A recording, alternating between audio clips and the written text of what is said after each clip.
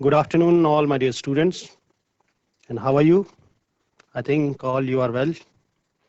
And you all are the students of Super 100, means to say you are the excellent students. I think all are the excellent, but you are especially sitting here and doing the preparation for medical examinations and for the engineering examinations. I think so. I'm watching you. There's girls are sitting, there's boys are sitting. तो मैं आपको अपना परिचय दे दूं, मैं कल भी आया था।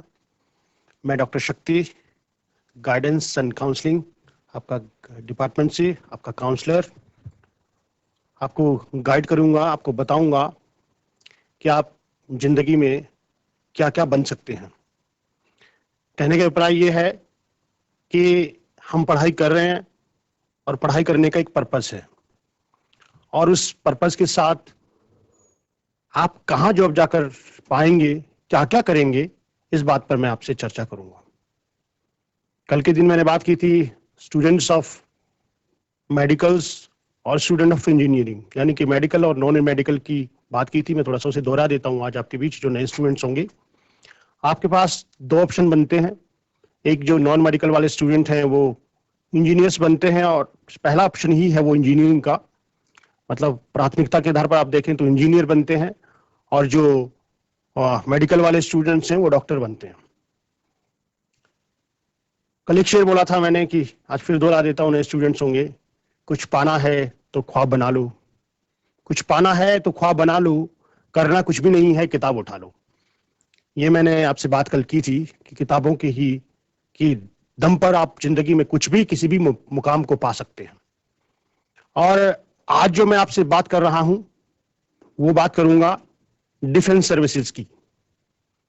बहुत से स्टूडेंट्स, मैं जब बच्चों से बात करता हूं और मैंने क्लास में बच्चों को ऑब्जर्व किया और उनसे पूछा, बच्चों से अपने काउंसलिंग के दौरान पूछा, तो बहुत से स्टूडेंट्स हैं जो डिफेंस में जाना चाहते हैं, जो आर्मी की सर्विसेज को ज्वाइन करना चाहते हैं, पुलिस में जाना चाहते हैं। तो मैं आपसे शेयर करूंगा कि आप आर्मी में कैसे जा सकते हैं, और आर्मी में जाने के लिए आपको क्या क्या करना पड़ता है। और ये भी प्रश्न है कि क्या लड़कियां भी आर्मी में जाती हैं। बहुत सी लड़कियां भी इंटरेस्टेड हैं आर्मी में जाने के लिए। मैं स्क्रीन पर बहुत सी फोटोएं आपको दिखाने वाला हूं। देखिए, उसमें मैंने अपने कई आपको एक्सपीरियंसेस दिखाए हैं, शेयर किए हैं स्क्रीन पर, कुछ स्टूडेंट्स के साथ शेयर किए हैं, तो आप उसे जरा देख लें एक बार। तो आप स्क्रीन पर देख रहे होंगे कि एक पैरा एनएसजी के एक मित्र हैं हमारे, मनोज कन्नौजिया जी, वो एनएसजी में कमांडो रहे। वो उनके साथ देखिए आप एक फोटो में, ब्लैक एट कमांडो के उसमें एनएसजी में रहे वो। उनके साथ जो ऑफिसर्स हैं कमांडो की, गर्ल्स भी हैं। इधर ऊपर देखेंगे मैं कुछ लोगों के साथ खड़ा हूं। आप दूसरी फोटो में देखेंगे उसमें स्टूडेंट्स बहुत सारे आपको दिखाई देंगे। हम किसी यूनिवर्सिटी में गए थे, वहां हमने यूनिवर्सिटी के स्टूडेंट्स के साथ ये हमारी, आप देखेंगे ये हमारे कॉलेज के कैंपस की फोटोएं हैं, जहां हमारी ये लड़कियां, हम लोग, मैं भी सरकारी स्कूल में पढ़ा, इंस्टीट्यूट में पढ़ा, और मैंने कल बात की थी कि जमीन पर बैठकर हमने शिक्षा ली, ग्रहण की। और मेरा पहला जो टारगेट था वो लाइफ में, मैं आर्मी ऑफिसर बनना चाहता था, और दूसरा टारगेट था कि प्रोफेसर बनना चाहता था। पहले टारगेट में शायद कहीं चूक रह गई कि पूरी तरह से प्रिपरेशन नहीं हो पाया, तो मेरे पैशन में कहीं कमी रह गई, लेकिन फिर भी मेरे पास एनसीसी का C certificate, army attachment camp holder, और वो आर्मी का डिसिप्लिन आज भी मुझ में नजर आता है। फिर दूसरा ऑप्शन मेरे पास प्रोफेसर का आया, तो आज आप एजुकेशन में हूँ। बहुत सी यूनिवर्सिटीज मुझे, बहुत से कॉलेजेस मुझे विजिटिंग प्रोफेसर बुलाते हैं। तो आप देखेंगे ये बच्चों के साथ, ये मेरे आप सर्टिफिकेट देख सकते हैं। ये सी सर्टिफिकेट है, ए बी सी तीनों सर्टिफिकेट्स मैंने गेट किए। और ये मेरा आर्मी अटैचमेंट का कैंप, आप देखेंगे आर्मी के आपको लोग दिखाई दे रहे होंगे, नियमित थल सेना, नौसेना, वायुसेना, यूनिटिंग, जलपोतों संस्थाओं के साथ मैंने रहकर ट्रेनिंग ली, और वो ट्रेनिंग का जज्बा आप मेरे व्यक्तित्व में देखेंगे। और डियर स्टूडेंट्स, ये बात कहता हूँ कि एक कॉलेज की फोटो भी है, कॉलेज में आप फोटो देखेंगे। हम ये आप ये देखिए, लड़कियां देखिए, यहाँ एक मैडम बैठी हैं, मैं स्टूडियो में, मैंने कहा कि उनकी फोटो भी मैं शेयर करूंगा, क्योंकि बच्चियां बनना चाहती हैं, इस तरह के व्यक्तित्व को अपने बनाइए। आपका व्यक्तित्व मैं उनका दिखाई दे रहा हूँ, वो मैं स्टूडियो की हेड के साथ बैठा हुआ हूँ, इस सिस्टम आपको देख सकते हैं इसमें। और आप अगले एक फोटो में देखेंगे कि हमारे ये एनसीसी के, ये हमारे कॉलेज के स्टूडेंट्स हैं। इसमें हमारी इकोनॉमिक्स के लेक्चरर हैं, केमिस्ट्री के लेक्चरर हैं, मैडम रश्मि नेगी हैं, मैडम पूर्णिमा जी हैं, और बहुत से स्टूडेंट ये चमकते हुए चेहरे आपको दिखाई दे रहे होंगे, और ये आज बहुत अच्छी अच्छी जगह पर गए हैं। कोई बीएससी कर रहा है, कोई बीकॉम कर रहा है, और कोई बहुत बहुत स्टडीज बच्चे कर रहे हैं, कहीं कहीं जगह पर गए हुए हैं, और सफलता मिलती है डियर स्टूडेंट्स। बस सिर्फ शिद्दत चाहिए होती है, सिर्फ जज्बा चाहिए होता है। और सफलता, मैं तो अक्सर कहता हूं कि सफलता किसी की बपोती नहीं है, और पढ़ने के लिए किसी धन दौलत की आवश्यकता नहीं होती। अगर आपको पढ़ना है, जीवन में कुछ बनना है, तो बस आपके अंदर जज्बा होना चाहिए, जुनून होना चाहिए, आग होनी चाहिए। और जब आपके सीने में आग, जिस दिन आपके सीने में आग दहक गई कि मुझे कुछ पाना है, तो डेफिनेटली वो आपको सक्सेस मिलेगी मिलेगी। कि आर्मी ऑफिसर बनने की, क्या आप आर्मी ऑफिसर्स अगर बनना चाहते हैं, तो मैं एक चीज कहता हूं, मैथिली शरण गुप्त जी की मुझे कुछ पंक्तियां याद आ रही हैं कि भरा नहीं जो भावों से बहती जिसमें रसधार नहीं, वो हृदय नहीं पत्थर है जिसमें स्वदेश का प्यार नहीं। आपके देश के लिए, आपकी जमीन के लिए, आपके वतन के लिए आपके दिल में धड़कनी चाहिए। अब मैं बात करता हूं कि आप आर्मी ऑफिसर बनेंगे कैसे। देखिए, आर्मी ऑफिसर बनने के लिए सबसे पहले आपको पैशनेट होना पड़ेगा। अगर सफेद ड्रेस देखकर, वो वर्दी देखकर आपके सीने में आग धधकती है, अगर आपको वो नीली ड्रेस देखकर अगर आपके सीने में आग जलती है कि मुझे वो बनना है, अब मुझे आपके अंदर एक पैशन, जुनून पैदा होता है, और अगर आप वो एयरफोर्स की ड्रेस देखकर, जिसमें जो आसमानी रंग की एयरफोर्स की ड्रेस और उस पर दिखे हुए सितारे दिखाई देते हैं, और आप सोचते हो मुझे ये बनना है, तो आप बनोगे। क्योंकि पैशनेट होना सबसे बड़ी सफलता की पहचान होती है। क्योंकि पैशनेट नहीं है, अगर जुनून नहीं है, तो फिर सफलताएं नहीं मिलती। एक सामान्य सा जीवन तो जिया जा सकता है, आप पढ़ने लिखने के बाद एक सामान्य सा जीवन तो जी सकते हैं, लेकिन अगर आपके अंदर आग का जज्बा चाहिए, अगर आपके अंदर कुछ पाने का जज्बा चाहिए, तो आपको अपने अंदर वो शिद्दत पैदा करनी होगी प्यारे छात्रों, प्यारे डियर स्टूडेंट। और हम, आप, मैं और आप तो इस जमीन के हैं। पूरे भारतवर्ष हमारा एक देश है, और उस देश में से भी ये प्रदेश, देश भूमि, जिसे हम देवभूमि के नाम से जानते हैं, यहाँ तो सेना का इतिहास रहा है। आपने देखा होगा, इससे पहले हमारे यहाँ कई जनरल बने, उसके बाद हमारे बिपिन रावत जी, माननीय बिपिन रावत जी, जो हमारे सीडीएस बने, और सीडीएस जो जिन्हें शहादत मिली, सीडीएस साहब, जनरल साहब, है ना। उसके बाद आप देखेंगे चौहान जी, आज वर्तमान में माननीय चौहान जी जो सीडीएस है। और इसके अलावा बहुत हमारे प्रदेश के, इस प्रदेश के कितने ही, मुझे लगता है कि हर घर से आर्मी में लोग हैं। तो इस प्रदेश को तो वतन के सिप्पा सलारों के रूप में जाना जाता है, वतन पे मर मिटने वाले लोगों के रूप में जाना जाता है। हमारे घर के कोनों कोने में चले जाइए, हमारे आप किसी भी सीमा पर चले जाइए, किसी भी तरफ चले जाइए, तो आपको वो लोग मिलेंगे जो आर्मी में जाना चाहते हैं। मैं बच्चों से एक बात करता हूं, मैंने पूछा कि क्या करना चाहते हो, तो आर्मी में जाना चाहते हो, ये ललाकुन में रहती है। तो मैंने फिर सोचा कि आपसे शेयर भी करूं, आपके साथ बताऊं भी। आपको ये मालूम होगा कि हमारे माननीय, जो हमारे यहाँ समय गवर्नर हैं, माननीय गवर्नर साहब, वो lieutenant general retire Gurmeet Singh sir, आपने उन्हें देखा होगा। मैं उन्हें, यहाँ एक फोटो है, मैं आपको दिखाऊंगा उनकी एक फोटो, जो मैं आप में से शेयर करूंगा जब मैं अपनी पीपीटी को आगे लेकर जाऊंगा। तो उसके दौरान मैं आपको दिखाऊंगा कि उनके सीने पर जो वर्दी है वो किस तरह से चमकती है। और कभी आप उनके व्यक्तित्व को देखिए। आपको ऑफिसर अगर बनना है, कोई भी ऑफिसर बनना है, तो आपको अपने व्यक्तित्व का, अपने पर्सनैलिटी को बढ़ाना होगा। आपको लगना चाहिए कि आपके अंदर वो व्यक्तित्व है, और अगर आपके अंदर वो व्यक्तित्व नजर आएगा तो आप कोई भी ऑफिसर बन जाएंगे। आर्मी ऑफिसर बनने के लिए बहुत सी चीजों की आवश्यकता होती है। फिजिकली फिट होना बहुत जरूरी होता है। अगर आप फिजिकली फिट हैं तो आप फिजिकल आर्मी के लिए फिट हैं। और अगर मान लीजिए कई बार आदमी फिजिकली फिट नहीं होता और आर्मी ज्वाइन करना चाहता था तो नहीं कर पाया, तो उसके लिए कलाम साहब को याद कर लीजिएगा। कलाम साहब फिजिकली जब यहाँ आर्मी में भर्ती होने के लिए ऋषिकेश में आए थे, तो ऋषिकेश में आने के बाद जब वो आर्मी में फिट नहीं हो पाए, क्योंकि वहां तो मेडिकल फिट चाहिए होता है, वहां कोई कॉम्प्रोमाइज नहीं होता। तो वहां पर आपने देखा कि जब वो ऋषिकेश से वापस लौट रहे थे, मायूस खड़े थे, तो उन्हें बताया गया कि उन्हें कहा गया कि तुम, मतलब आप जो है कि अगर आर्मी में नहीं जा पाए, तो एक सन्यासी उनके सामने आए और उन्होंने कहा कि अगर आप नहीं बन पाए तो आप क्या जाने क्या बन जाएंगे। और देखिए स्टूडेंट्स, मैं आपको कहता हूं कि किसकी मुकद्दर में क्या लिखा है, किसकी किस्मत में क्या लिखा है, कोई भी नहीं जानता। उसके बाद आप कलाम साहब को देख लीजिए, तीनों सेनाओं के अध्यक्ष बने और इस देश के प्रथम नागरिक कहलाकर माननीय राष्ट्रपति के पद पर बैठे, जो तीनों सेनाओं के अधीक्षक होते हैं। आप और बेटियां बैठी हैं या लड़कियां बैठी हैं। अभी मैं दून यूनिवर्सिटी का एक इंटरव्यू देख रहा था, वहां पर माननीय राष्ट्रपति महोदय आई थी उसमें कन्वोकेशन के दौरान, और उनके पीछे आर्मी का एक ऑफिसर खड़ा था। आप वीडियो जाकर यूट्यूब में कभी सर्च कर लीजिए। वो भी तीनों सेनाओं के अध्यक्ष हैं। वो आप देखेंगे कि, तो आप उनके इतिहास को अगर पढ़कर देखेंगे तो आप देख पाएंगे कि बहुत कुछ जीवन में किया जा सकता है, सिर्फ शिद्दत की आवश्यकता होती है। और एक चीज और कहता हूं कि आपको अगर कुछ पाना है तो बस एक जुनून बनाकर रखना, एक पैशन बनाकर रखना। आपके सामने आपके अड़ोस पड़ोस की छोटी छोटी चीजें तो आपको आकर्षित करेंगी। आप सोचेंगे ये खेल रहा है, मैं क्यों ना खेल लूं। आप सोचेंगे ये ऐसा क्यों कर रहा है, मैं क्यों ना कर लूं। लेकिन ऐसा करने से और पाने में बहुत फर्क होता है। हम खाली सिर्फ ख्वाब देख लें कि हम ये करेंगे, हम वो करेंगे, लेकिन हमने इस पर काम किया ही नहीं, मेहनत की ही नहीं, तो सफलता कैसे मिलेगी। सफलता प्राप्त करने के लिए हमको मेहनत करने की जरूरत पड़ेगी और दूसरों से अलग काम करने की आवश्यकता पड़ेगी।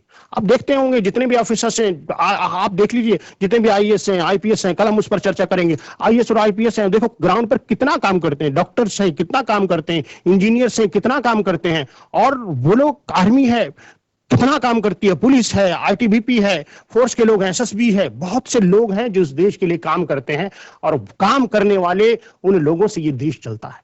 आज हमारा देश आज श्रेष्ठ देशों में कहलाया जाता है। आज हमारा देश वो देश है जो दूसरों की मदद कर रहा है। आज हमारा वो देश है जहां हमारे मेडिकल्स के लोग दूसरों की मदद करते हैं। हमारे यहाँ दवाइयां हैं दूसरे देशों में बांटी जाती हैं। आज हमारे इंजीनियर्स, हमारे डॉक्टर्स देश के विश्व के किस कोने में नहीं है। आप देख लीजिए कि हर कोने में हमारे देश के लोग आपको नजर आएंगे। तो मैं वापस आता हूं अपने बात को कहते हुए कि आर्मी ऑफिसर बनने के लिए बहुत सी चीजों की आवश्यकता होती है, जिसकी मैं पहली बात कर रहा था। पैशनेट होना, जुनूनी होना। अगर ठंड में सरसराहट लगती है ना, ठंड लग रही है, तो क्या आर्मी ऑफिसर बनेंगे डियर, है ना। तो उस ठंड से, उस तपन से हटना होगा। अगर आप कहीं बैठे बोर हो जाते हैं कि मुझे तो बड़ी बोरियत आ रही है, मैं तो बहुत बोर महसूस कर रहा हूं, तो क्या और आर्मी ऑफिसर बनेंगे। वो ग्लेशियर में बैठे हुए लोग, वो देखिए वो आर्मी के लोग जिन्हें मैं यहां से सल्यूट करता हूं, जिन्हें मैं कहता हूं कि आप लोग देश की सीमाओं की सुरक्षा कर रहे हैं, कि कोई दुश्मन देश हमारी तरफ आंख उठाकर भी नहीं देख सकता। वहां जहां वो जो बैठे हैं, मुझे एक शेर याद आ रहा है कि आर्मी वालों की तरफ से बोल रहा हूं कि हम जताने आए हैं, हम अपने वजूद को जताने आए हैं, हम किसी दुश्मन से डरते वरते नहीं हैं, हम बताने आए हैं। और हमारे देश, हमारी सबसे पहली प्राथमिकता है कि हम कभी युद्ध नहीं करते किसी के साथ, ठीक।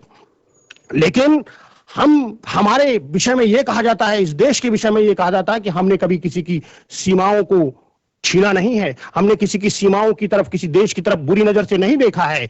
लेकिन अगर कोई हमसे युद्ध करने की सोचे तो वो क्या क्या उसके साथ हो सकता है, ये मैं डिप्लोमेटिक रीजन से बोल नहीं सकता कि किस किस सीमाओं पर क्या क्या किस तरह से दुश्मनों को हार खानी पड़ती है।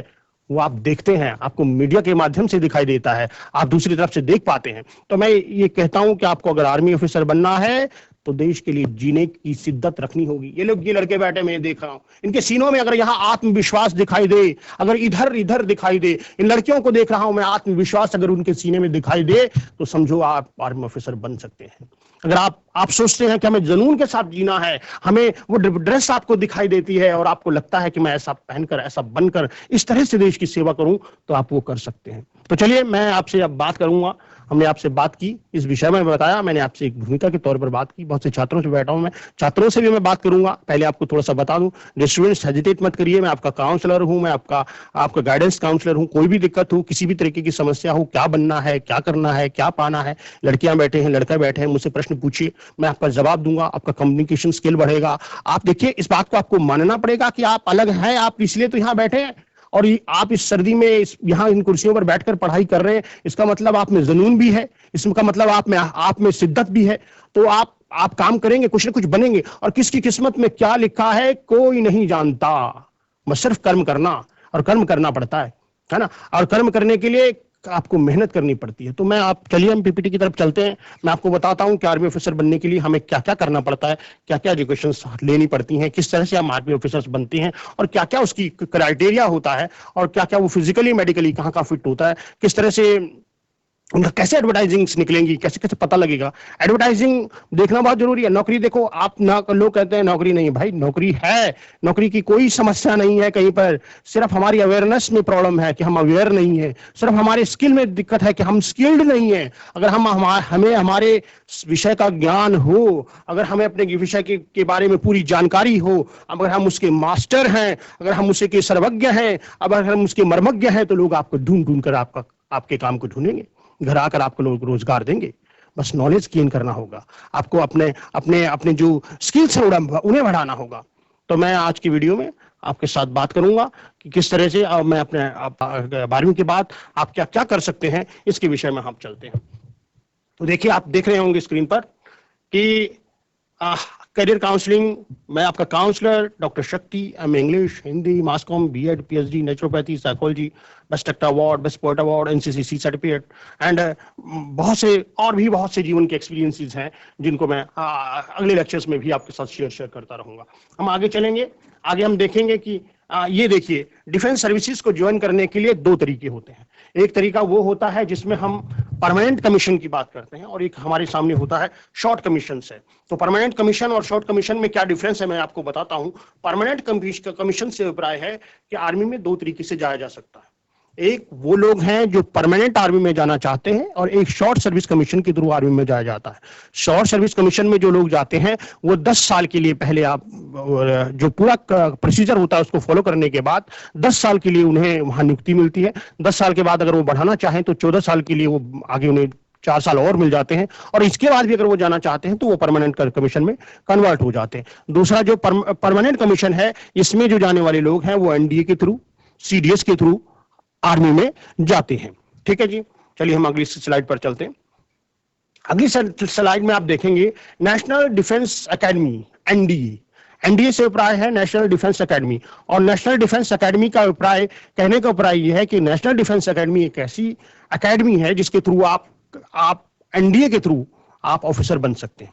अब क्या करना होगा, आप पूछेंगे क्या करना है। तो 12वीं के बाद जिन लोगों के पास मेडिकल नॉन मेडिकल होता है वो लोग एनडीए में जाते हैं, और जो मेडिकल वाले लोग हैं वो भी जाते हैं, लेकिन वो ग्रेजुएशन के बेस पर आगे जाते हैं और उन्हें ओटी के थ्रू वो जाते हैं। मैं आपको आगे बताता हूं उसके विषय में। तो पहले मैं आपको मैथ वाले स्टूडेंट्स के विषय में बता दूं कि वो जब उनकी सिलेक्शन हो जाती है, जब उन्हें बुला लिया जाता है टेस्ट देने के बाद, हर 6 महीने के बाद टेस्ट होते हैं, और टेस्ट में कोई कंप्रोमाइज नहीं होता, इस बात को आपको समझना होगा। Union Public Service Commission test कराती है 5 डेज के लिए। एसएसबी जिसे बोलते हैं कि एसएसबी आपको वहां कॉल करती है, और आपको 5 दिन वहां रखा जाता है, आपकी पूरी स्किल्स को चेक किया जाता है। और स्किल्स का अभिप्राय यह है कि आपके अंदर किस तरह का, आपके व्यक्तित्व में, आपकी पर्सनैलिटी में किस तरह के वो आप कंसंट्रेट कर पाते हैं या नहीं। आपका साइकोलॉजिकल टेस्ट भी होता है कि ये तो नहीं आप बैठे इधर उधर देख रहे हैं, ये तो नहीं आपके हाथ इधर उधर चल रहे हैं, ये तो नहीं कि आप सुन नहीं पा रहे हैं, ये तो नहीं आप धैर्य धारण नहीं कर पा रहे हैं, क्योंकि ऑफिसर बनना है भाई, और ऑफिसर बनने के लिए आपको पूरे के पूरे प्रोसीजर से गुजरना होगा। तो हम अगली स्लाइड पर चलते हैं। अगली स्लाइड, फिर उसके बाद देखिए अगली एंट्री होती है टेक्निकल्स के थ्रू भी, आप टेक्निकल एंट्री स्कीम के थ्रू भी आर्मी में जा सकते हैं। 12वीं में आपको 70% मार्क्स के साथ, आपको एग्रीगेट 70% मार्क्स चाहिए टेक्निकल में जाने के लिए। आप वहाँ इंजीनियर्स बनते हैं, आप वहाँ पर मैकेनिकल इंजीनियर बनते हैं, आप वहाँ सिविल इंजीनियर बनते हैं, वहाँ आप इलेक्ट्रिकल इंजीनियर बनते हैं, और वहाँ पर आपको एक रैंक मिलता है, जो रैंक स्टार्टिंग आपका होता है उसमें आपको लेफ्टिनेंट का रैंक मिलता है। लेफ्टिनेंट का मतलब 2 सितारे आपके यहाँ लगा दिए जाते हैं। देखिए, अगर आप तस्वीर में देख रहे होंगे कि किस तरह के ऑफिसर्स के सी आपको दिखाई दे रहे हैं, उन ऑफिसर में इंडियन आर्मी का टेक्निकल एंट्री स्कीम की एक फोटो आपके सामने शेयर हो रही है, बहुत जिसमें दिखाई दे रहे हैं एक स्वाभिमान, एक आत्मविश्वास, एक देश के प्रति ललक, एक देशभक्ति, एक देश के प्रति कर्तव्य प्राणता, कर्मनिष्ठा आपके सामने दिखाई दे रही है। अब हम अगले देखेंगे कि उसमें आप जा सकते हैं। अब आर्मी कैडेट कॉलेज जो एसीसी है, उसके थ्रू आप 12वीं करने के बाद रेगुलर कमीशन को आप प्राप्त कर सकते हैं।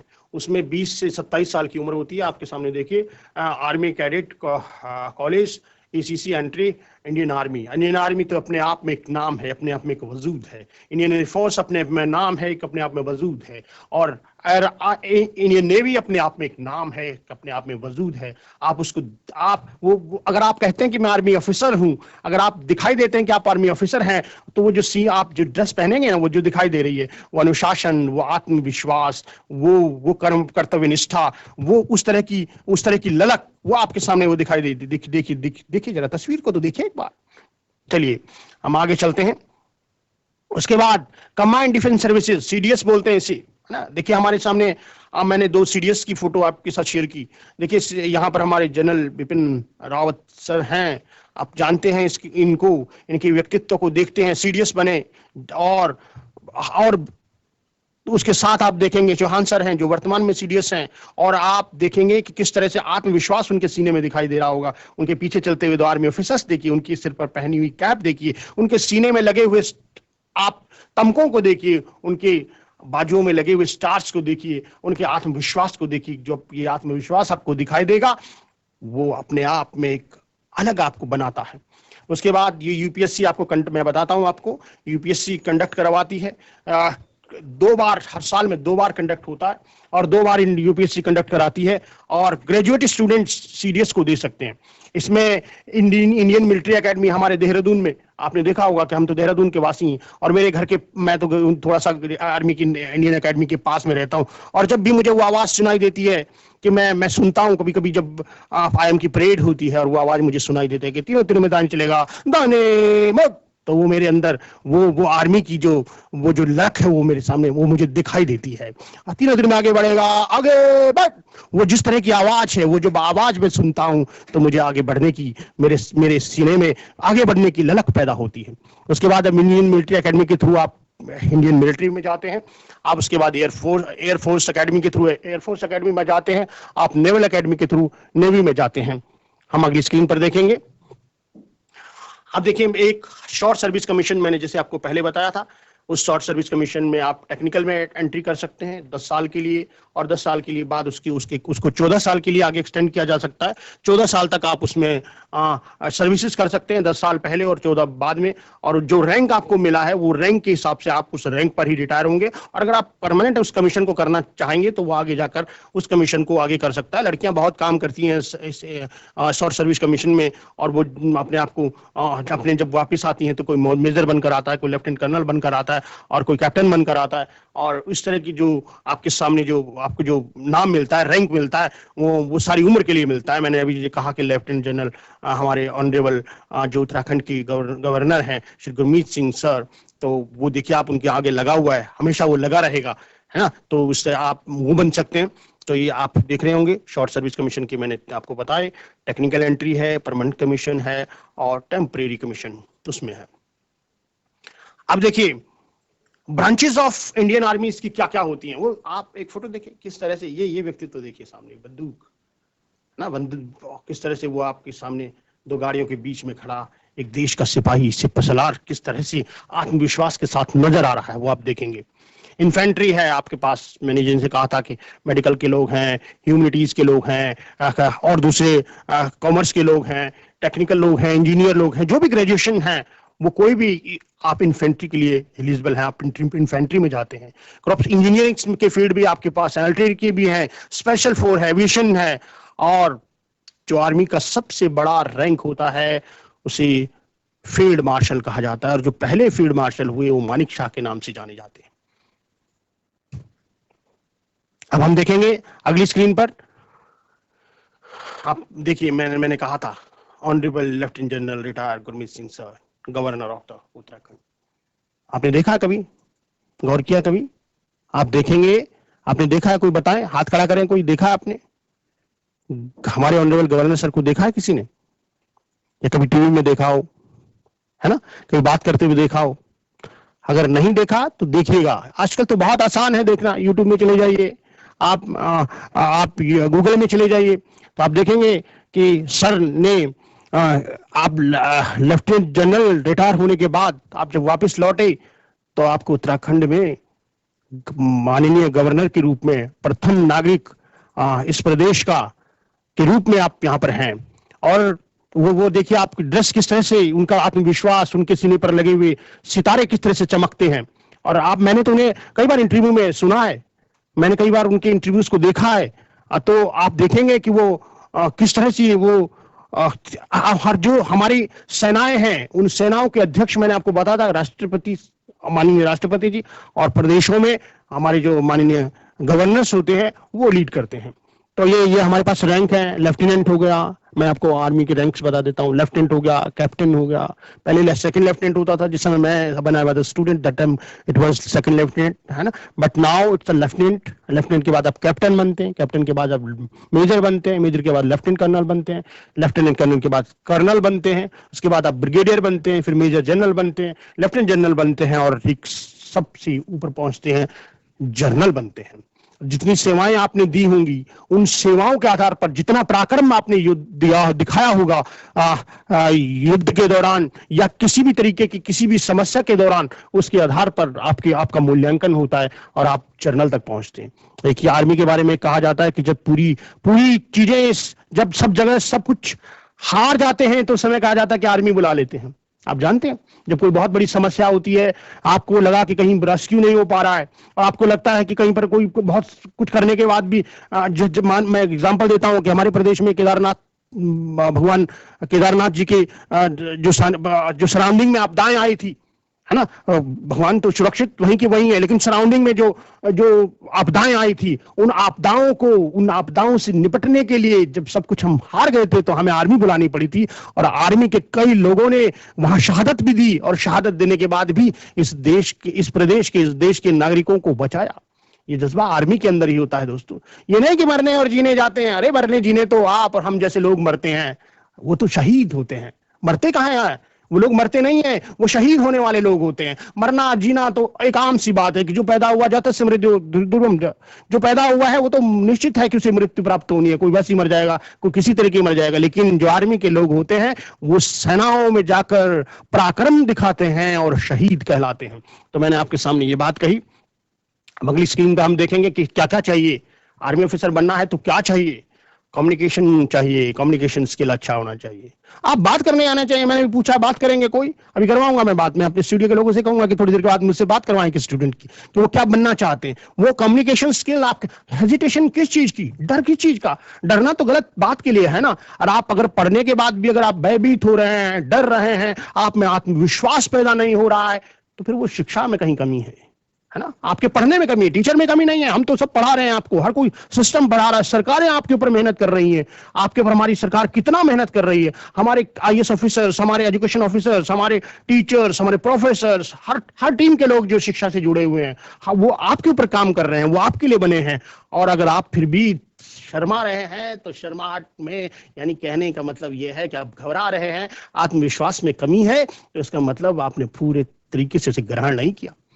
आर्मी जब ट्रेनिंग होती है ना, जब यहाँ पर IIM की देहरादून की परेड होती है, पासिंग आउट परेड होती है, तो कभी आपने अखबारों में फोटो देखी होंगी, तो किस तरह की मेहनत, किस तरह का आत्मविश्वास, किस तरह का स्वाभिमान उनमें दिखाई देता है।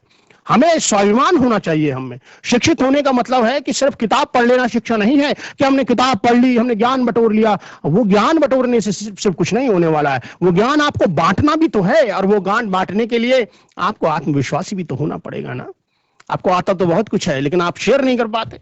आप विज्ञान पढ़ते हैं, आप केमिस्ट्री पढ़ते हैं, आप फिजिक्स पढ़ते हैं, आप बायोलॉजी पढ़ते हैं। मैं कहता हूं सब कुछ पढ़ना चाहिए, और विज्ञान तो खासकर हर व्यक्ति को पढ़ना चाहिए, चाहे वो किसी भी विभाग में काम कर रहा हो या जीवन में वो कुछ भी कर रहा हो, क्योंकि विज्ञान आपकी सोच को बड़ा करता है, आपके अंदर की संकीर्णता को समाप्त करता है। और वैज्ञानिक सोच हमेशा प्रगति की निशानी होती है, और जिन लोगों के पास वैज्ञानिक सोच रही है उन्होंने प्रगति की है, उन्होंने प्रगति की है। और प्रगति करने के लिए वैज्ञानिक सोच एक आधार होना चाहिए। तो मैं आपसे बात कर रहा था कि कम्युनिकेशन बहुत जरूरी है, बात करना आपको आना चाहिए, लड़कियों को बात करना आना चाहिए। अगर आप बात नहीं कर पाते तो फिर कैसे होगा? मैंने अपने यहाँ डॉक्टर कंचन नेगी है, एक एंटरप्रेन्योर है, एक जर्नलिस्ट है, उन्हें हमने अपने प्रिंसिपल सर के सौजन्य से उन्हें हमने कॉलेज में बुलाया, उन्होंने बच्चों के साथ बात की, और बात करने के बाद उनके मैंने अपनी लड़कियों से कहा कि देखो इनमें कितना आत्मविश्वास। अभी मैंने यहाँ मानसी मैडम की बात की, उनको मैंने फोटो आपके साथ शेयर की, मैंने दिखाया लड़कियों के कि वो ये फोटो मैंने इसलिए लगवाई क्योंकि मैं आपको दिखाना चाहता हूं कि आपके अंदर भी किसी प्रति प्रतिभा की कमी नहीं है,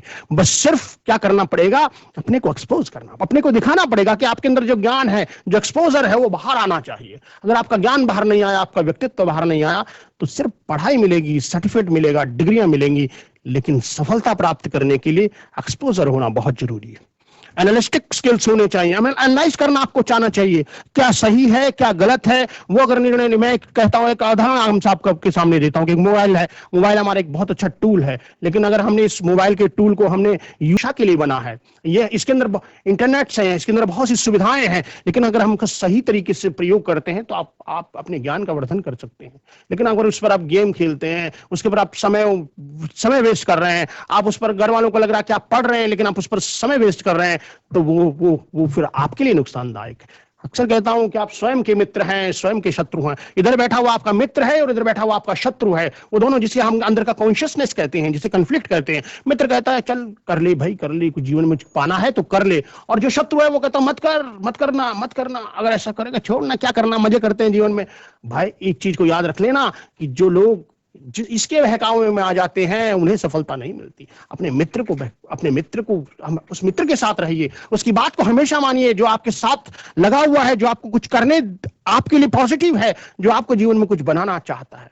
और इस दिमाग को समझिए, मनुष्य का सर्वश्रेष्ठ है ये मस्तिष्क। और मैं अभी इसमें आप पढ़ेंगे कि साइकोलॉजिकल टेस्ट होते हैं, अभी मैं आपको दिखाऊंगा, वहां पर साइकोलॉजिकल टेस्ट होते हैं। साइकोलॉजिकल टेस्ट का मतलब आपके व्यक्तित्व में देखा जाता है। कहीं ये बात करते करते आप खुजली तो नहीं कर रहे, बात करते करते आप इस तरह तो नहीं कर रहे हैं, बात करते करते आप पता चला कि आपका हाथ ही मालूम नहीं कि आपका हाथ कहाँ रखा हुआ है। आपका पर्सनैलिटी, आपका व्यक्तित्व हर तरीके से आपको पता होना चाहिए। आपका ये नहीं कि दिमाग चल रहा है, इसे छोड़ दीजिए, फिर सोचता रहेगा सारा दिन, और इसे नियंत्रित करके रखेंगे, हम इससे अपने तरीके से काम करवाएंगे, तो ये हमारी बात को मानेगा और हम जो चाहेंगे वो हमें मिलेगा, है ना। तो मनोविज्ञान का विद्यार्थी होने के नाते भी मैं आपसे कहता हूं कि मन को पढ़ना सीखो और इसे समझना सीखो। ये मन अगर आपके नियंत्रण में आ गया तो ये आपको पढ़ने के लिए कहेगा, और आपके नियंत्रण में नहीं आया तो ये आपको घूमने के लिए कहेगा। और ये याद रखिएगा कि पढ़ाई का उम्र यही है। इस उम्र में आप पढ़ेंगे तो आप बनेंगे, और इस उम्र में आप नहीं पढ़े तो फिर वक्त कभी वापस लौट कर नहीं आता। बहुत से मेरे स्टूडेंट्स हैं जो मुझसे कहते हैं कि सर, अब 10 साल पुराने, कि सर हमने पढ़ा नहीं उस समय। मैं कहता हूँ उस समय पढ़ा नहीं, कितना बोलता था, कितना कहता था, आप माने नहीं। अब तो कुछ नहीं हो सकता ना, वक्त चला गया, अब तो तुम जो कर रहे हो वो करो, है ना। इसलिए हमेशा टीचर्स का, अपने माँ बाप का, 2 लोग बहुत इंपॉर्टेंट हैं जो आपको कहेंगे, आपके माँ बाप कहेंगे, आपके टीचर कहेंगे, उनकी बात को मानिएगा। सोसाइटी का सम्मान करिए, अपने बड़ों का सम्मान करिए, अपने छोटों को शिक्षा दीजिए। अगर आपके पड़ोस में कोई बच्चा थोड़ा सा लग रहा है तो ये न कहे कि चलिए कि नेगलेक्ट कर दीजिए, कि जो हो रहा होने दीजिए। भाई उन्हें, आपका फर्ज है, आपका नैतिक दायित्व है कि छोटे बच्चों को भी, उन्हें भी सिखाना है। छोटे बच्चे आपको देखकर तो सीखेंगे। आपके कॉलेज का 6ठी का बच्चा आपके 12वीं के बच्चे को देखकर सीखता है। उसके बाद आप लोग चले गए तो आपकी जो पीछे वाले बच्चे हैं वो आपको देखकर सीखते हैं। अगर आपने, बहुत से विद्यार्थी होते हैं जिन्होंने रिकॉर्ड बनाए होते हैं जीवन में, वो रिकॉर्ड बनाए होते हैं तो उनकी फोटोएं विद्यालयों में लगती हैं और उनके उदाहरण दिए जाते हैं। तो कम्युनिकेशन स्किल बहुत जरूरी है, एनालिस्टिक है। उसके बाद रिसर्च स्किल आपके पास, वापस चलते हैं हम, रिसर्च स्किल आप देखेंगे। जिज्ञासा आपके अंदर होनी चाहिए। अगर जिज्ञासा ही नहीं है कि मुझे कुछ करना है, अगर आपके अंदर सीखने मन ही नहीं करता कि मैंने करना क्या है, आप एक आपने पढ़ा दिया, बस उसी पे आप वही पढ़े जा रहे हैं। जिज्ञासा होनी बहुत जरूरी है, ये सीखना जरूरी है। अगर आप जिज्ञासा नहीं है आप में, और अगर आपको सीखने के आप में ललक नहीं है, तो आप सीख नहीं पाएंगे। सीखने के लिए सबसे पहले जिज्ञासा होना बहुत जरूरी है। मैं आज की पीढ़ी को बहुत आगे मानता हूं। मैं कहता हूं कि आज की पीढ़ी, 6ठी वाले बच्चे मेरे मोबाइल में कभी कभी बोलता हूं ये प्रॉब्लम आ गई, फट से निकाल के आगे चले जाते हैं। आपके घर में छोटा सा बच्चा भी मोबाइल से आगे चला जाता है। ये टेक्नोलॉजी का टाइम है, it's the time of technology, and you should be the master of the technology, you should be the friendly of the technology. If you want to get the knowledge of technology, you have to do friendly with it. इसके साथ दोस्त इसका बनना पड़ेगा, लेकिन अच्छा दोस्त बनना पड़ेगा, वो दोस्त नहीं। मैं एक आर्मी के लिए, मुझे एक और चीज याद आ रहा है, मैं एक चीज बात कहता हूँ, अभी मुझे याद आ गया कि हमेशा नशे से बचकर रहना। आर्मी में जाना चाहते हो या ऑफिसर बनना चाहते हो, अगर नशे की जत में आ गए ना तो जिंदगी भर कुछ नहीं कर पाओगे। नशा बर्बाद कर देता है। आपको लोग बुलाएंगे, दोस्त कहेंगे आजा, ये कर ले, वो कर ले, लेकिन वो आपको बर्बाद कर देगा। याद रखिएगा कि मैं कभी शेर लिखता हूं तो इसलिए आपसे शेयर भी कर लेता हूं। मंच पर मौका भी मिलता है बात करने का, बच्चों से बात करने का मौका भी मिलता है कि नौजवानों की नसों का खून पानी हो गया है, नौजवानों की नसों का खून पानी हो गया है, नशे की लत से नौजवानी का नशा भी बेमानी हो गया है।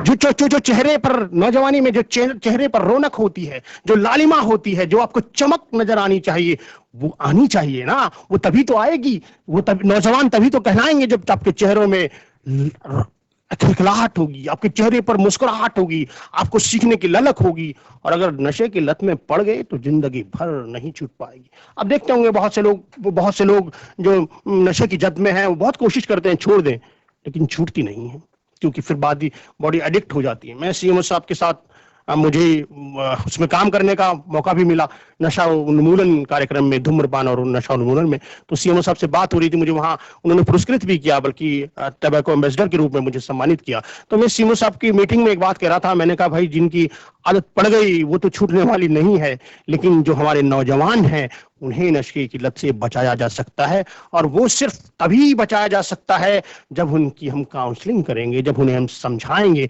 उन्हें बताएंगे कि ये काम नहीं करना है। क्योंकि हम देखो, मैं हूं, मुझे किसी ने बताया ना, मेरे पिता ने बताया। मेरी पहली टीचर कौन? मेरी माँ, है ना। मेरी माँ ने मुझे पहले उंगली चढ़कर सिखाया चलना रोड पर।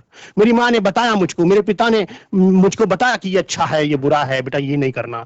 मेरे समाज के लोगों ने मुझे बताया ये नहीं करना, मेरे शिक्षकों ने मुझे ये बताया, मेरे बड़ों ने मुझे बताया, और मुझे लगा कि ये नहीं करना है, तो मैंने वो जिंदगी भर नहीं किया। वैसे ही तो आप भी सीखेंगे ना, अगर आपको बताएंगे नहीं, आप सीखेंगे नहीं, तो फिर कैसे होगा। तो आप वापस मैं आपको बताता हूं कि लीडरशिप क्वालिटी, अगला पॉइंट जो मैं कर रहा था वो लीडरशिप क्वालिटीज है। लीडर बनना चाहिए। लीडर का मतलब ये नहीं कि हम लीडर से अभिप्राय में, जहां यहां लीडर की बात कर रहा हूं, एक ऑफिसर में लीडरशिप क्वालिटी से अभिप्राय है कि आपको लीड करना आना चाहिए, अपनी बात रखनी आनी चाहिए, आपको लोगों के, आप अपनी बात को सही से रख पाओ, ये लीडिंग है। मैंने कहा कि आप, हाँ भाई ये बात, आप इसका उत्तर दें, और आपने फट से कहा कि हाँ सर ये मैं ये बात है, तो आप उस पर कहना आपको आना चाहिए। अगर आप लीड कर सकते हैं आप, तो आपके अंदर ऑफिसर क्वालिटीज होती हैं।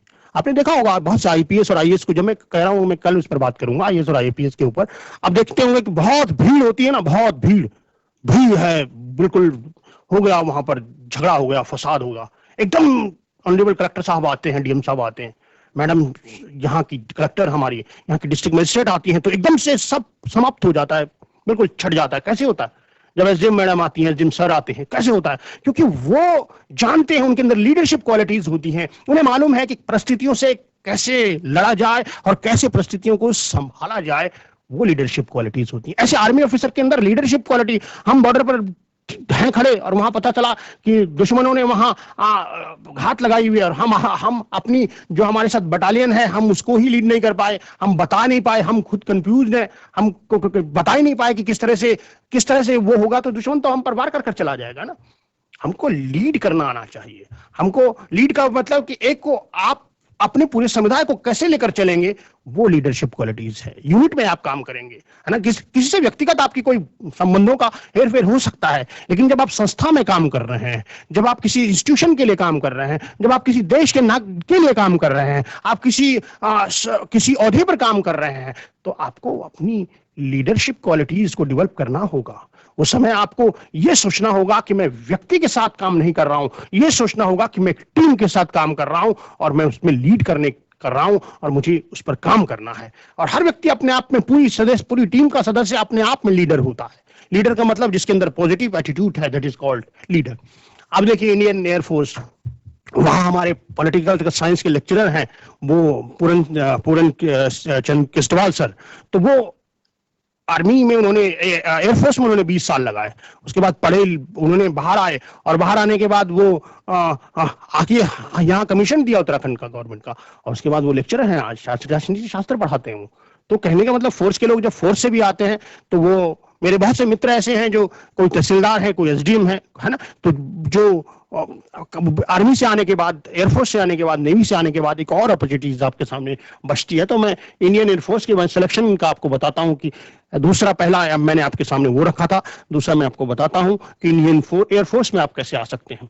सबसे पहले तो आपको एडवर्टाइजिंग देखनी पड़ेगी, कोई आपको बताने नहीं आएगा कि भाई पोस्ट निकल गई, है ना। उस पिता के बारे में सोचो जो जाने कैसे कैसे करके आपके लिए हम अपने घर के लिए रोज खाने पीने के संसाधन पैदा कर रहा हो। उस माँ के बारे में सोचिए जो किस तरह से फैक्ट्री में या कहीं कुछ करके पूरे दिन घर की समस्याओं से निपट कर आपके खाने पियाने, आपके पढ़ने, आपकी शिक्षा ग्रहण करने की व्यवस्था कर रही होगी।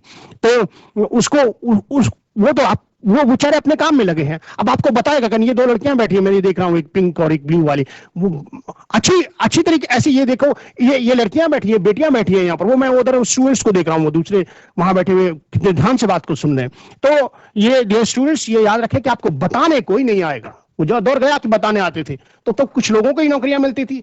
आज सबको नौकरियां मिलती हैं, सबके पास संसाधन है और कोई ना कोई काम तो कोई ना कोई कर ही लेता है, और आपको काम करना है और उसके लिए आपको जागरूक होना पड़ेगा। तो सबसे पहले आपको एडवर्टाइजिंग देखनी है, एनडी और सीडीएस की होती है। एडवर्टाइजमेंट जो है एनडीजे रिलीज ट्वाइस है, 2 बार होती है, साल में 2 बार एडवर्टाइज होता है, जून और दिसंबर। याद रखिए, नोट कर लीजिए अपने पास, जून और दिसंबर को एडवर्टाइजिंग की डेट्स होती हैं। जून और दिसंबर में एडवर्टाइजिंग होती है। अब एडवर्टाइजिंग सोर्स ऑफ आप अखबार में देख सकते हैं, आप गूगल पर देख सकते हैं, बहुत से साधन है, सरकार की वेबसाइट्स हैं उन पर देख सकते हैं। आज तो हमारे माननीय प्रधानमंत्री जी ने तो हर चीज को डिजिटलाइज कर दिया। हमारे प्रदेश के मुख्यमंत्री, युवा मुख्यमंत्री, देखिए आपके साथ किस तरह से आपको बताते हैं माननीय मुख्यमंत्री जी की, उनसे हम बहुत कुछ सीख सकते हैं, है ना। हमारे जो महानिदेशक सर है, मैं अक्सर उनसे सुनता हूँ, उनको जो मैं देखता हूँ, उनसे बात करता हूँ, जब उनकी बातें सुनता हूँ तो बहुत मोटिवेशन मिलता है। माननीय बंशीधर तिवारी सर की जब हम मोटिवेशनल बातें सुनते हैं, हमारे माननीय शिक्षा मंत्री से डॉक्टर सर की हम जब बातें सुनते हैं तो हमें बहुत मोटिवेशन मिलता है। तो देखिए, आप एडवर्टाइजिंग में आपको देखना पड़ेगा, आपको हर महीने, हर साल में 2 बार होती है, जून और दिसंबर में। अब उसके बाद आप सीडीएस के लिए, सीडीएस जो होता है, मैं इसकी बात आपको कर रहा था, जुलाई और नवंबर में सीडीएस का एडवर्टाइजिंग होती है।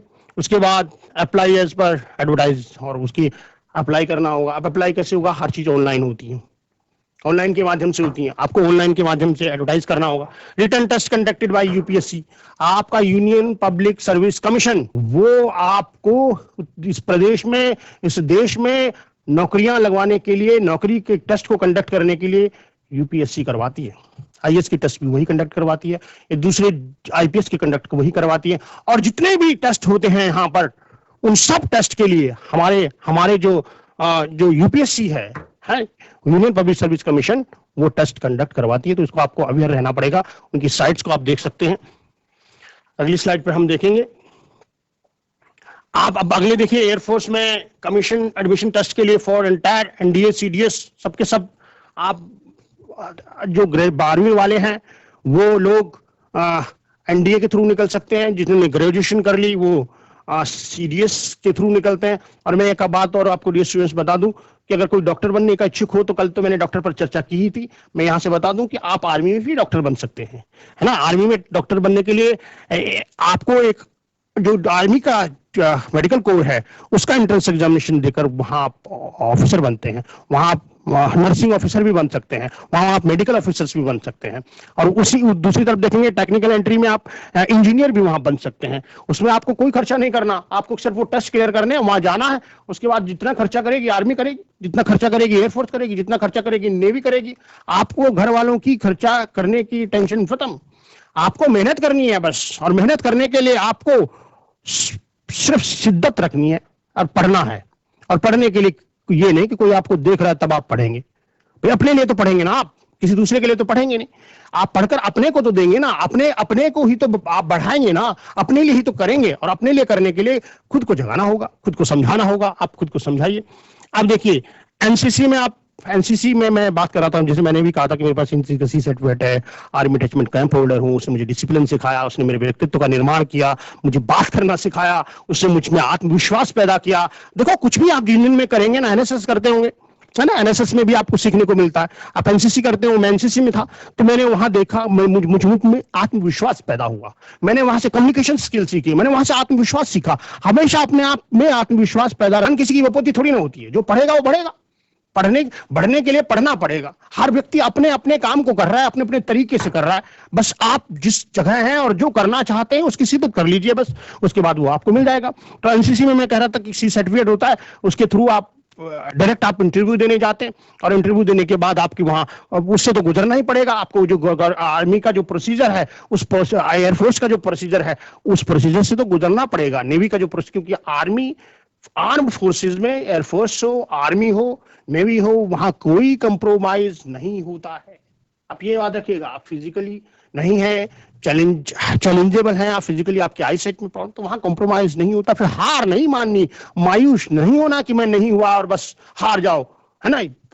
बहुत से रास्ते हैं, सेवाएं तो कहीं से भी हो सकती हैं। मैं आर्मी ऑफिसर होता तो आज कहीं कर्नल होता, आज मैं एक प्रोफेसर हूँ, टीचर हूँ, मैं आज विजिटिंग प्रोफेसर जाता हूँ, लोगों के बीच बात करता हूँ, मैं यहाँ डॉक्टरेट हूँ, तो मैं बहुत से नौजवानों के साथ बात कर रहा हूँ, तो बहुत से मेरे मोटिवेशन से बहुत से नौजवान ऑफिसर बन सकते हैं। वो मुझे ईश्वर ने शायद इसके लिए बनाया था, यहाँ भेज दिया, कोई बात नहीं। अगर वहां होता तो उसका मुझे गर्व होता, इसका भी मुझे गर्व है कि मैं जहां बैठा हूं वहां काम कर रहा हूं। ये गर्व, ये स्वाभिमान आपको पैदा करना होगा, तो उसके थ्रू आप जा सकते हैं। मैं जिसकी बात कर रहा था, यहाँ इसको आपको एयर बोर्ड, और ये देखिए लड़कियों की फोटो देखिए किस तरह से वो कैप और किस तरह से वो, ये देखिए गर्ल्स जो है आप देख रहे होंगे स्क्रीन पर, वो देखिए लड़कियां, आप देखिए जरा गौर से देखिए और एक स्माइल चेहरे पर रखिए कि आप भी तो आर्मी के ऑफिसर बन सकती हैं। और ऑफिसर कोई भी ऑफिसर बन सकती हैं, आर्मी से आप पुलिस ऑफिसर बन सकती हैं, आप आईएएस बन सकती हैं, आप आईपीएस बन सकती हैं, एसडीएम बन सकती हैं। देखिए ये लड़की ने ठंड से आर्मी की बात सुनी तो स्कार्फ निकाल दिया, ये जज्बा चाहिए ना। अब सीसी हम करेंगे तो फिर नहीं चलेगा ना। आर्मी फिर बहुत बढ़िया, इस लड़की को मैं देख रहा हूँ, दोनों को देखे, वो लड़के बैठे हुए सामने, मैं उन्हें देख रहा हूँ। तो कहने का अभिप्राय ये कि आपको एयरफोर्स के पूरे प्रोसीजर से गुजरना पड़ेगा। जब आप उसके पूरे प्रोसीजर से गुजरेंगे तो आप फिर अपने आप को पाएंगे कि आप उसके लिए सक्षम हैं। अब आगे चलते हैं हम। एक ऑफिसर इंटेलिजेंस टेस्ट होता है आर्मी में जाने के लिए, एयरफोर्स में जाने के लिए, या फोर्स की किसी भी नौकरी को पाने के लिए ऑफिसर इंटेलिजेंस टेस्ट होता है। ये फ्रंट में ये लड़की बैठी है, मैं इससे बात करूंगा, इनसे आपसे बात करूंगा मैं थोड़ी देर बाद, कि जो मैं पूछूंगा कुछ नहीं, आप ये चिंता मत करिए कि मैं कुछ पूछूंगा आपसे। भाई मैं तो आपका काउंसलर हूं, आप मुझसे हम सिर्फ बात करेंगे, गुफ्तगू करेंगे। आपको कोई डाउट होगा, उस क्वेश्चंस को मैं आपकी जवाब दूंगा। इंटेलिजेंट टेस्ट होता है, और इंटेलिजेंट टेस्ट का मतलब आपकी इंटेलिजेंसी की मतलब आप बोल क्या रहे हैं, है ना, आप बात कैसे करते हैं, आपका चलने का तरीका क्या है, आपका बैठने का तरीका क्या है। वो एक साइकोलॉजिस्ट बैठा होता है वहां पर, जो इंटरव्यू बोर्ड होता है वहां एयरफोर्स के, आर्मी के, नेवल के, एक साइकोलॉजिस्ट वहां बैठे होते हैं और वो ये चेक करते हैं आपके व्यवहार को, आपके कंडक्ट को। एक तस्वीर आपको दिखा दी जाती है, अब उसकी तस्वीर के आधार पर आपको लिखना होता है कि इस पर आप एक शॉर्ट स्टोरी लिखिए, फट फट फट। आपके पॉइंट्स देखकर वो आपके व्यक्तित्व का हिसाब लगा लेते हैं, क्योंकि साइकोलॉजिस्ट का काम ही यही है, वो हिसाब लगा लेंगे कि आपका व्यक्तित्व किस तरीके का व्यक्तित्व है। मान लीजिए कोई जंग हो रही है और आप डिसीजन ही नहीं ले पाए, आप सोच रहे हैं, डर रहे हैं, सहम रहे हैं, तो क्विक एक्शन आना चाहिए आपको। अब जब आप क्विक एक्शन का डिसीजन आपके अंदर है, तो वो क्विक एक्शन डिसीजन ही आपका इंटेलिजेंस कहा जाता है। लेकिन क्विक एक्शन और डिसीजन का मतलब ये नहीं कि आपने एक्शन ऐसा लिया कि आपको आपके द्वारा किया हुआ ने हमारे ही सिविलियंस को नुकसान पहुंचा दिया, वो नहीं। एक्शन सोच समझ कर एक्शन लेना, दैट इज कॉल्ड इंटेलिजेंट। उसके लिए इंटेलिजेंस टेस्ट होता है। उसके बाद आपके सामने मैंने अभी बात की थी कि पिक्चर्स रखी जाती हैं, उस पिक्चर के आधार पर आपका मूल्यांकन किया जाता है। फट से आपको फ्लैश कार्ड आपके सामने दिखा देते हैं, ये क्या है, इसमें क्या होना है, इसमें कैसे होना है, वो आपके साथ आप शेयर होंगे, उसके आधार पर आपको आगे मूल्यांकन किया जाता है। अगले स्टेज में हम देखेंगे, स्टेज में stage 2 testing during the next 4 days आप वहां रहते हैं उन लोगों के साथ। पहली बार जब आप एसएसबी देने जाते हैं तो आपको फेयर भी मिलता है, किराया भी मिलता है ना। आप दिखाते हैं कि एसएसबी का ये है और मैं यहाँ पर आया हूं, तो आपको उसका फेयर भी आपको मिलता है।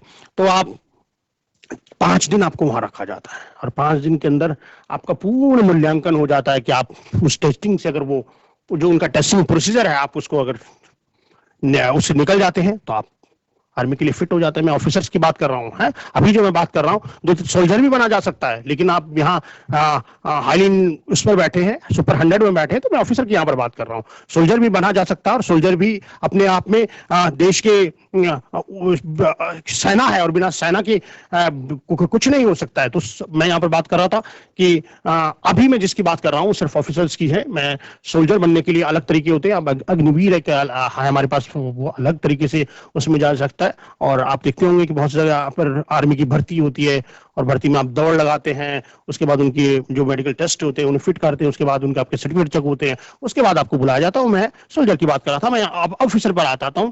साइकोलॉजिकल टेस्ट करे जाते हैं, written by test and conducted by the psychologist. उसके बाद ग्रुप टेस्ट होते हैं, आपको एक ग्रुप छोड़ दिया जाता है, जैसे ये बैठे हुए आप एक ग्रुप बना देंगे, उस ग्रुप में आप बात करेंगे और वो बात करने के लिए आपको आपके ऊपर मूल्यांकन हो रहा है, वहां कैमरे लगे हैं, वहां बैठ के लोग आपको ऑब्जर्व कर रहे हैं, स्टूडियो में बैठ के उस कमरे के अंदर आपको ऑब्जर्वेशन हो रही है कि आप किस तरह की बात कर रहे हैं, किस तरह की एक्टिविटी कर रहे हैं, आपका मेंटल और फिजिकल स्टेटस क्या है। मेंटल स्टेटस भी बहुत जरूरी है। ये तो नहीं आप कन्फ्लिक्ट में रहते हैं। फिजिकली फिट होना मतलब सिर्फ ये नहीं कि हम फिजिकली फिट हैं, फिट होने का मतलब मेंटली फिट भी होना बहुत जरूरी है। ये तो नहीं कि आपके मन में, आपका मन आपके नियंत्रण में नहीं है, तो आपका मन भी आपके नियंत्रण में होना बहुत जरूरी होता है। उस पर जब हम एडल्सन एज की बात करेंगे तो वो मैडम आएंगे, वो आपसे बात करेंगे अगले कार्यक्रमों में। अगले कार्यक्रमों में आपको एडल्सन एज के बारे में बताएंगे कि किस तरह क्या क्या होता है। उसके बाद हमारे एक विजय द्विवेदी सर आएंगे, कुछ वो भी आपसे चर्चा वर्चा करेंगे, ठीक है ना। उसके बाद आप देखिए बाहर के आपकी एक्टिविटीज देखी जाती है, इंटरव्यू, पर्सनल कन्वर्सेशन, आप बैठे हुए हैं वहां पर, आपको देखा जाता है कि आप पैर पे कैसे पैर रख के बैठे हैं। कभी आप इंटरव्यू देखिए ना, जितने भी बड़े लोग, मैं कहता हूं बड़े लोगों से, जितने भी सक्सेसफुल लोग, बड़े लोगों से प्राय है सक्सेसफुल लोग है ना, उनकी इंटरव्यू देखिए, वो आपको मोटिवेशन देंगे, है ना। मैं कहता हूं हमारे स्टेट के बहुत से, मैं मंगेश गुलियाल सर है, मैंने कल आप बात करूंगा, जो आजकल पीएमओ में है, डिस्ट्रिक्ट रुपया के, डिस्ट्रिक्ट चंपावत के कलेक्टर रहे, यहाँ के डीएम रहे, ऑनरेबल डीएम रहे, तो मैं उनके कभी इंटरव्यू सुनिए आप, उनके बारे में वो हम कल चर्चा करेंगे। क्योंकि मैं आज तो मैं सिर्फ आर्मी की बात करूंगा, आज अगर आप दोनों ही बात कर दूंगा तो कंफ्यूजन हो जाएगी। अब ग्रुप टेस्ट में देखिए, है ना, कांता प्रसाद सती सर के दोनों बेटे आईएएस, मतलब हार्वर्ड गवर्नमेंट कॉलेज के इंग्लिश के लेक्चरर हैं। ऐसे लोगों से मोटिवेशन मिलता है, ऐसे लोग सिखाते हैं, और आप में हम में कोई कमी नहीं। वो भी एक साधारण से उसमें पढ़े, मैं कल उस पर फिर चर्चा करूंगा। अब आप देखिए, interview involves personal conversation with the interview officer. Personal conversation देखी जाती है, इंटरव्यू और ऑफिसर के बीच में आप बैठे हुए हैं, वो लोग आपकी कन्वर्सेशन को देखेंगे, आप कैसे बात कर रहे हैं, हेजिटेशन तो नहीं है, बात करते हुए डर तो नहीं है, कहीं दिल की दगदगी तो नहीं बढ़ रही, आप बात कर रहे हैं यहाँ दर्द हो रहा है, डर, इसका मतलब डर रहे। डरना किस लिए है? अगर आप ज्ञान लेंगे, पढ़ेंगे, एग्जामिनेशन देंगे, परीक्षा देंगे, तो डर की जरूरत नहीं होती। अब उसके बाद फ्लाइंग ब्रांच के लिए भी आप जाते हैं, और फ्लाइंग ब्रांच में के लिए ये कहा जाता है कि पायलट का सिलेक्शन होने के लिए सिर्फ आपको एक ही चांस मिलता है, दूसरा चांस नहीं मिलता है। यानी कि पायलट अगर बनना चाहते हैं तो पायलट बनने के लिए बार बार आपको चांसेस नहीं मिलते हैं। हम उसके बाद आगे चलते हैं। अब देखिए स्टेप 3 में अगर आप वो बोर्ड के द्वारा सिलेक्टेड हो जाते हैं, एग्जामिनेशन में आप हो जाते हैं, तो उसके बाद आपको दिल्ली के जो मेडिकल जो हमारा हॉस्पिटल है उनका AFCME, वहां आपका मेडिकल होता है और मेडिकल चेक किया जाता है। मेडिकली फिट होने के लिए स्क्रीन पर हैं, आप देख सकते हैं इसकी स्क्रीन पर। Step 4 preparing all Indian merit list. उसके बाद मेरिट लिस्ट बनाई जाती है, और लिस्ट बनने के बाद and Indian merit list and completed basic the performance in the written test, and then subject to have been medically fit based and vacancies available branches, sub branches, joining instructor as used one of the training establishment, और उसके बाद आपको training के लिए भेज दिया जाता है। ठीक, आगे सर चलेंगे। ये देखिए आपके सामने मैं बहुत से रैंक दिखा रहा हूं, तीनों इंडियन आर्मी का है, आप नीचे देखेंगे, उसके बाद नेवी, इंडियन एयरफोर्स का है, उसके बाद आप नीचे देखेंगे इंडियन नेवी का है। ये रैंक हमारे रैंक दिखाई देंगे, उधर लेफ्टिनेंट से लेकर और फील्ड मार्शल तक, जनरल तक देख लीजिए। इसके बाद फ्लाइंग ऑफिसर पहला वहां से स्टार्ट होता है। फ्लाइंग ऑफिसर बनने के बाद आप मार्शल ऑफ द एयरफोर्स बनते हैं। इधर आप सब लेफ्टिनेंट बनने से एडमिरल ऑफ द फ्लीट बनते हैं। आर्मी के सबसे जो तीनों सेनाओं के पहला और सबसे लास्ट वाला आप देख लीजिए, बीच के तो आपको आप देख ही रहे हैं, ये सब नेट पर मिल जाता है। अगर आप इसे देखना चाहें तो सर्च के माध्यम से भी आप देख सकते हैं, या अलग अलग आपको अलग अलग भी मिल जाता है। आज पढ़ना कोई मुश्किल काम नहीं है, आज पढ़ना तो बहुत आसान है। हमारे दौर में होते थे, एक शिक्षक पढ़ाते थे, अगर वो मुझे समझ नहीं आया तो मैं बात नहीं कर पाता था, लेकिन आज बहुत से साधन है पढ़ने के लिए। आप सोचिए, सर्च करेंगे, आपके सामने 50 समझाने वाले निकल कर आ जाएंगे। बस पढ़ना आपको पड़ेगा, बस वो शिद्दत आपको पैदा करनी पड़ेगी। आगे चलिए सर। अब देखिए इंडियन नेवी में, नेवी आप जानते हैं, नेवी में बनने के लिए, नेवी में जाने के लिए नेवी ऑफिसर बनने के लिए भी सेम प्रोसीजर्स होते हैं। उन्हीं में उस तरीके का आप एनडीए देते हैं, सीडीएस देते हैं, एसएसबी को क्वालिफाइड करते हैं, प्रोसीजर सेम है। आर्मी में और एयरफोर्स में और नेवी में प्रोसीजर सेम है, लेकिन वो जो डिपार्टमेंट्स हैं वो अलग अलग वो प्रोसीजर को फॉलो करते हैं। और उसमें आप देखेंगे कि उसके बाद आप आर्मी इंडियन नेवी में जाते हैं और नेवी ऑफिसर बनते हैं। नेवी ऑफिसर आप जानते ही होंगे कि समुद्र पर हमारे तट सीमाओं की रक्षा करने वाले लोग, जो हमारे समुद्र तट पर हमारी सेनाओं की रक्षा कर रहे हैं, हमारी सीमाओं की जो सेना के 77 लोग हैं, जो नेवी वाले लोग हैं, वो आप ड्रेस देखिए, व्हाइट कलर की ड्रेस आपको दिखाई देगी, है ना? देख रहे हैं आप? देखा आपने गौर से, है ना? वो देखिए आप। आगे हम चलेंगे। अब उसके बाद देखिए, मैंने आपसे कहा था union service commission combined defence services examination CDS करवाता है, वापस कर रहा हूं मैं। नेशनल डिफेंस एकेडमी नेवी करवाती है, और national defence academy naval academy NCC और एनसीसी, ये 4 स्टेप आप नोट कर लीजिए। Combined defence services examination, combined defence service examination CDSE, उसे सीडीएस के नाम से जाना जाता है, ठीक। उसके बाद नेशनल डिफेंस एकेडमी नेवी के लिए है ना, उसे एनडीए के नाम से जाना जाता है। National defence academy naval academy भी इसे कराती है, और एक सी सर्टिफिकेट जिसके पास एनसीसी का होता है, उस तरीके से भी आप उसमें जा सकते हैं। डायरेक्ट एंट्री है परमानेंट कमीशन में, अंडर ग्रेजुएट लेवल एंट्री 12वीं के बाद आप एलिजिबल हो जाते हैं, पर मार्क्स अच्छे चाहिए। मैंने बोला था 70% मार्क्स चाहिए, और वो आ सकते हैं, अभी तो समय है आपके पास, मेहनत आप करिए। उसके बाद आप उसमें ऑफिसर्स के लिए बन सकते हैं, ऑफिसर कराने के लिए। उसके बाद डायरेक्ट एंट्रीज भी होती हैं स्पोर्ट्स में। वहाँ जो जुडिशियल भी होते हैं, जो एलएलबी करते हैं, वो भी वहां जाते हैं, क्योंकि वो आर्मी की कोर्ट अलग होती है, वहां जज अलग होते हैं, और वो जज के लोग जो जजेस बनते हैं वो उस तरीके से वहां जाते हैं। सर चलिए आगे, क्योंकि मैं कंक्लूड भी करता हूँ, बहुत लंबा लेक्चर हो जाएगा। उसके बाद पायलट आप देखते हैं। पायलट बनने के लिए मैंने पहले भी कहा था कि लड़कियां भी बन सकती हैं, लड़के भी बन सकते हैं, दोनों के दोनों पायलट बन सकते हैं, मैन एंड वुमन, है ना? लड़कियां भी हैं, लड़के भी हैं, लड़कियां किसी से पीछे नहीं है, जहाज चला रही हैं, है ना? और पायलट किसमें बनाया जाता है? तीनों में, हेलीकॉप्टर भी चलाती हैं, और उसके अलावा नेवी में भी जाती हैं, वहां भी पायलट्स होते हैं, उसके बाद आर्मी में पायलट्स होते हैं, उसके बाद एयरफोर्स में तो पायलट है ही है, और ग्राउंड लेवल पे भी ऑफिसर्स होते हैं, वहां पर ट्रैफिक कंट्रोल के लोग भी होते हैं, वो मैन एंड वुमेन दोनों होती हैं, और जनरल में दोनों के लोग होते हैं। और ये सारी की सारी आप देखेंगे तो वो आपने देखा होगा, एक बार नजर मार लीजिए और माइंड में स्कर्ट कर लीजिए। और आपकी, मैं बार बार कहता हूं कि मेमोरीज में एक परमानेंट मेमोरी होती है, एक शॉर्ट मेमोरी होती है। शॉर्ट मेमोरी की चीजें भूल जाती हैं, थोड़ी देर के लिए याद रहती हैं, और जो परमानेंट मेमोरी में होती है वो सारी जिंदगी नहीं भूलती। अगर आपके साथ बचपन में कहीं आप कहीं भी थोड़ा सा पैर भी अगर आपको मुड़ा होगा ना, तो वो आप वहां से कभी गुजरेंगे तो आपको वो याद आ जाएगा, वो मेरा पैर मुड़ गया था। तो वो परमानेंट मेमोरी में चला जाता है। जो चीजें परमानेंट मेमोरी में चली जाती है वो बाहर नहीं निकलती, और परमानेंट मेमोरी के लिए आपको रिकैप्चुलेशन करना पड़ता है, दोहराना पड़ता है। जब आप बार बार दोहराते हैं चीजों को, तो वो आपकी परमानेंट मेमोरी में चली जाती हैं। अब हाँ, ये था, इनके बारे में मैंने आपको बताया, मैंने रेफरेंसेस आपको बताए हैं, बुक्स हैं, गूगल हैं, यूट्यूब हैं, मैंने पर्सनल इंटरव्यू लिए, मेरे पर्सनल एक्सपीरियंसेस हैं।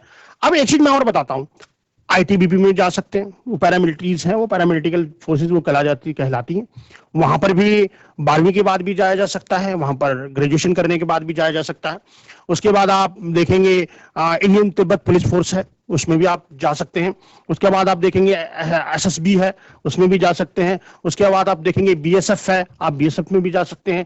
उसके बाद आप देखेंगे कि जो इंडस्ट्रियल पुलिस फोर्स होती है, जो रक्षा करते हैं, हाँ, वो लोग भी वहां पर जा सकते हैं। और आपने देखा होगा कि जितने भी माननीय प्रधानमंत्री जी के या वीआईपी लोगों के, या जो सुरक्षा घेरे में जो लोग, जिन्हें एनएसजी कहा जाता है, स्पेशल टास्क फोर्स कहा जाता है, और वो लोग नेशनल गार्ड कहा जाता है, वो लोग डिफरेंट, जो ये लोग इन ब्रांचेस से जाते हैं, वहां ट्रेन किए जाते हैं, और ब्लैक कैट कमांडो और कमांडोज के रूप में वो जाने जाते हैं। वो बहुत, मैंने एक शेयर भी की थी, हमारे एक मित्र हैं, वो माननीय प्रधानमंत्री जी के कमांडो भी रहे, तो मैंने वो फोटो भी आपके साथ शेयर की थी। मनोज कन्नौजिया जी हैं, असिस्टेंट कमांडेंट हैं इंडियन तिब्बत फोर्स में, और एक अजय कंथोला जी हैं, उनकी वाइफ जो है वो हमारे साथ पहले जिस कॉलेज में मैं पढ़ाता था, वहाँ फिजिक्स के लेक्चरर हैं वहाँ पर, चंद्रकांता मैडम। तो उनके हस्बैंड जो है अजय कंथोला जी, वो डिप्टी कमांडेंट है। मुझे गोचर में उनके घर जाने का मौका मिला, मैं जब वहाँ एक ट्रेनिंग कर रहा था, तो उनका जो मैंने कैंपस देखा तो हाँ, मुझे अपने वो दिन याद आ गए कि मैं भी आर्मी ऑफिसर बनना चाहता था। एक गाड़ी थी जो मुझे लेने आई, जो मुझे छोड़ने आई, उन्होंने बड़ा सम्मान दिया और वो उस तरीके से बड़ा अच्छा मुझे वो लगा। और उन लोगों ने जिस तरह से मुझे सम्मान किया, वो मैं कहने का अभिप्राय यह है कि उस तरीके से भी आप लोग इन फोर्सेस में भी जा सकते हैं जो देश की सुरक्षा करते हैं। तो मैं इसी बात के साथ अपनी बात को समाप्त करता हूं और एक क्वेश्चन आपके सामने आपसे पूछता हूं कि अगर आप मुझसे बात करना चाहें, किसी भी तरीके का टॉपिक रखना चाहें, मुझसे बात करना चाहें तो मुझसे भी बात आप कर सकते हैं।